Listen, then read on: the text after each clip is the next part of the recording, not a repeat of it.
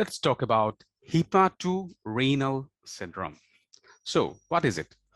It's development of renal failure in a patient with hepatic cirrhosis in the absence of any identifiable renal pathology.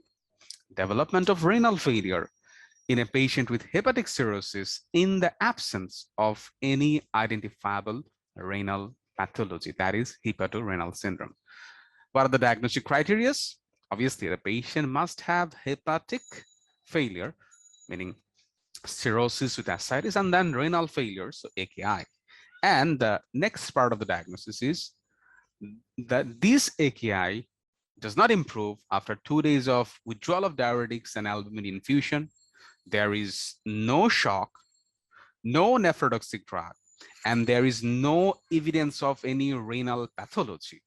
And the renal pathology evidence is there is no protein, no RBC in the urine, and the ultrasonography of the kidney is normal. So development of renal failure in a patient with liver cirrhosis in the absence of identifiable renal pathology. So that definition is part of the last 3 points.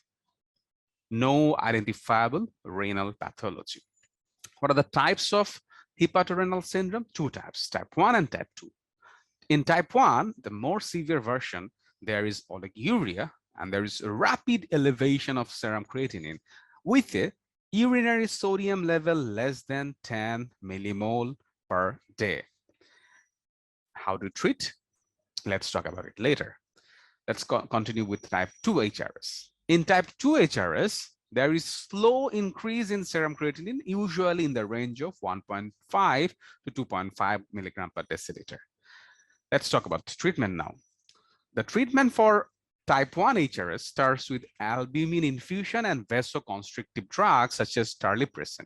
And if terlipressin is not available, we can use a combination of octreotide and midodrine. And the best treatment will be liver transplant.